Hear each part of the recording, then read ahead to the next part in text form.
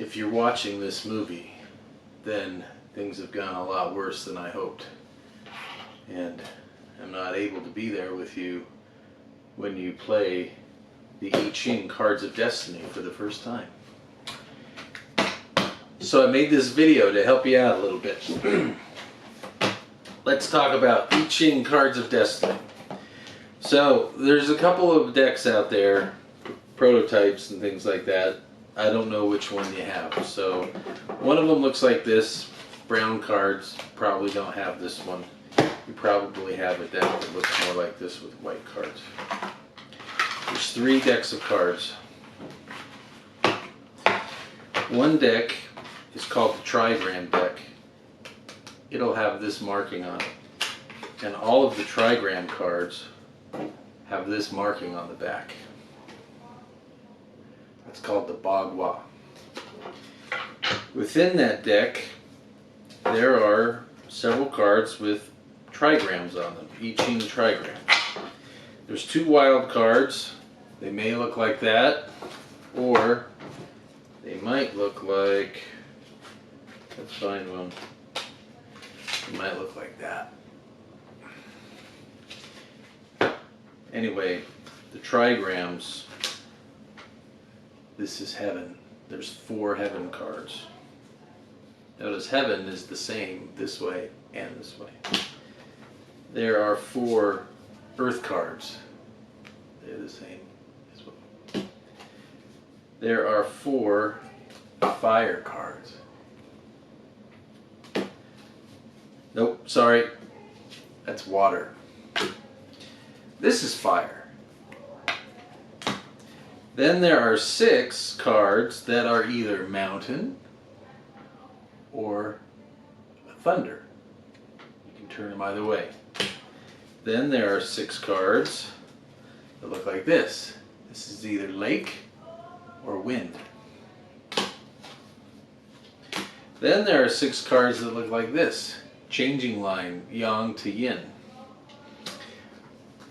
Get into what that means in a minute. And then there are 6 cards that look like this, changing line, yin to yang. What that allows you to do, and you can play any number of these when you want to, is that allows you to change one of these lines on a trigram to turn it into another trigram. So for example, this trigram right now, if I change that top line from yang to yin, that will end up with a water trigram. Okay, you're smart. You can figure that out. Wild cards can stand in for any one trigram. Okay, that's the trigram deck. Let's talk about, these are the hexagram decks. There's 2 of them. One is called the upper cannon, the other one's called the lower cannon. The upper cannon has this symbol on the back. See, it's got this little line right there. That Shang means upper in Chinese. The lower cannon has this character on the back. Now, on the front, the upper cannon represents the first 30 hexagrams in the I Ching. So there's only 30 of them. They're the more heavenly ones. The lower cannon is 34. So the 2 of them together make the full 64 hexagrams of the I Ching. When you're playing the game, you don't have to play with the full both deck. That makes a longer game. If you want to do a shorter game, just play with the upper cannon deck. It has more different types of cards for a faster paced, more exciting game. So let's go over the different types of cards that are in both decks. But as you can see from the upper cannon, all of them have borders on them, so they all have special attributes. First special attribute, gold border. There's 4, actually in the whole deck there's 8 of these. This is when a trigram is repeated twice. So here this is earth over earth. This is heaven over heaven. These guys get extra points. So for example, that's fire over fire. This is water over water. The next type of card is what I call an action card. These have a green border on them. The bottom of the action card has an action. That action is carried out once that card is won or matched off of the deck in play. You'll see that in a minute. The other type has a blue border. These are called attribute cards.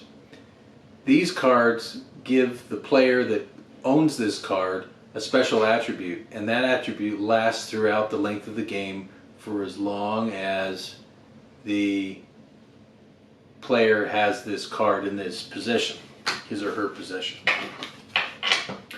Okay, so let's go through a quick play here. First thing you do is you're going to take how many cards you're going to play with from the cannons, either the upper cannon or combination of the upper cannon and the lower cannon. You're going to shuffle them and set that down face down. That's the deck. That's the deck.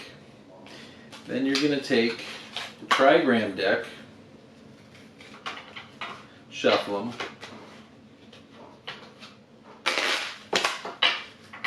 put them face down next to the deck.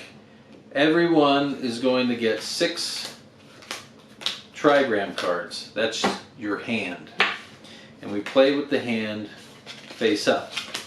That keeps people from cheating. You'll see why in a second.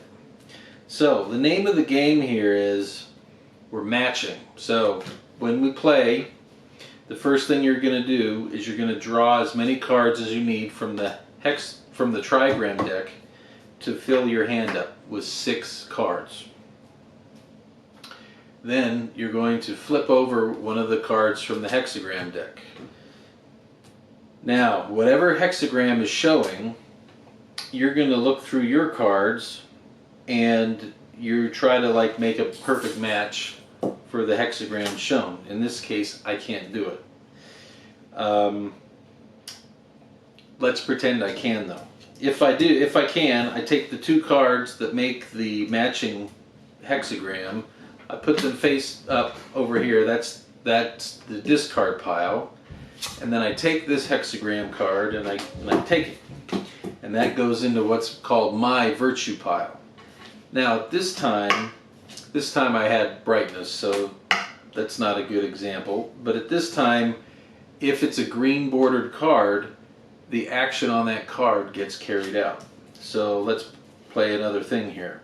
So here's the thing, the reason why we play face up is because if you can make a match, you have to make a match. You cannot skip your own turn. Okay?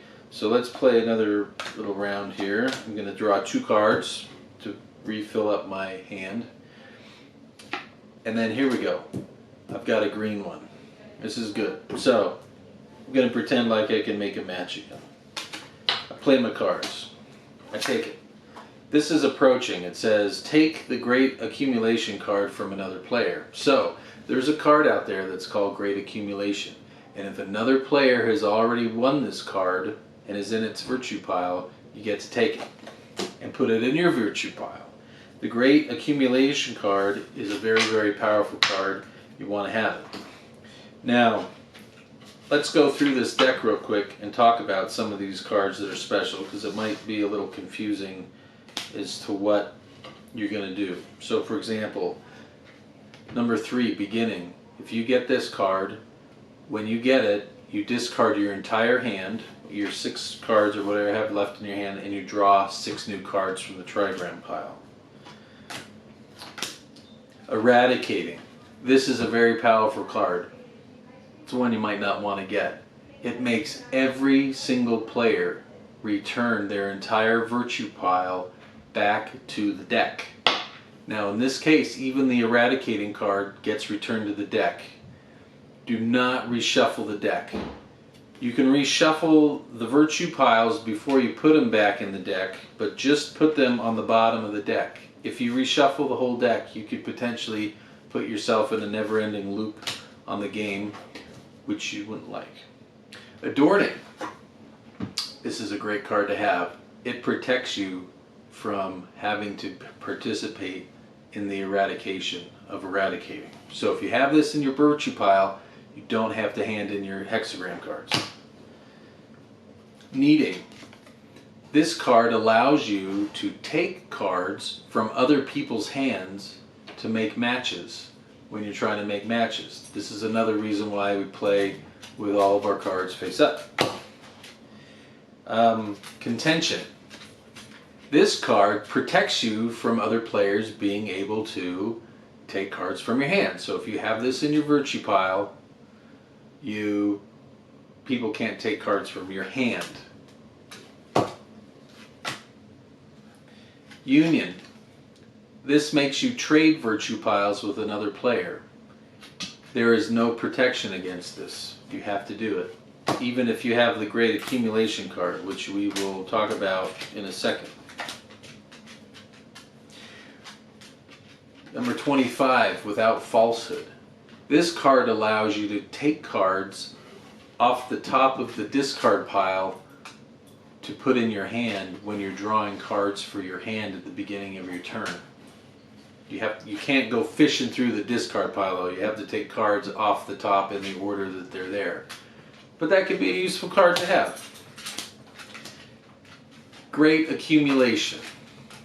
This card protects you from losing hexagram cards out of your virtue pile. So there's several cards, including eradicating, that make you potentially lose cards out of your virtue pile.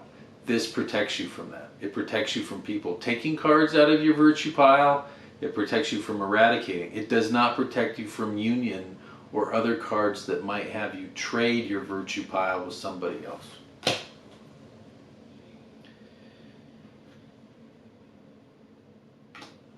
So for example, Great Harvest.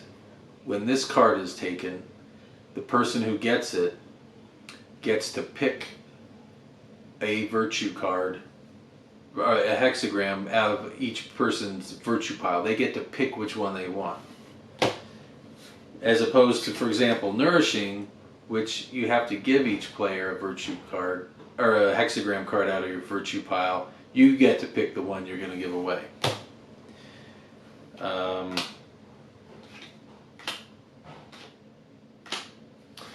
And that's about it. So each one of these cards is worth 1 point unless specified. For example, Darkness is worth 6 points. Initiating is worth 9. Responding is worth 8. Brightness is worth 7. There is a card in here that's worth -5. Maybe a card to give away. So, game ends when all of the hexagram cards have been matched and are in each player's virtue piles.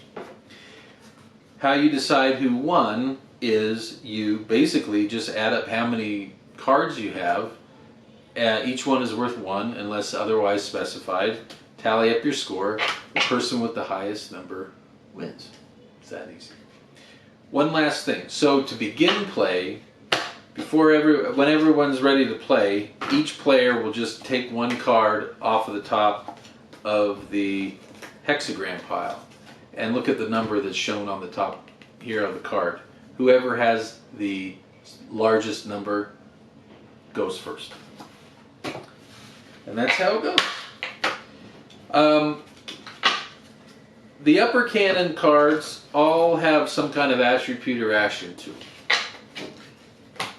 The lower cannon cards, I've left a lot of them blank. You see there's a lot of ones with just white borders on them. Those are all just worth 1 point, but that means you can also customize your deck. If you play this a lot and you think of some cool attribute or an action you'd like to give to a card, give it to it. Customize your deck. Let me know what you did. Maybe it's a good idea, and all the decks I make from then on will get your idea put into it. There you go. That's I Ching Cards of Destiny game. Hope you enjoy it. It's been quite a project putting this whole thing together. It's been really fun. I'd like to thank my wife, Patricia, for her help and feedback, and also my good friend Diane Cole, who put a lot of work and effort into helping me get these cards sorted out. I really appreciate it. Thank you a lot. And have fun.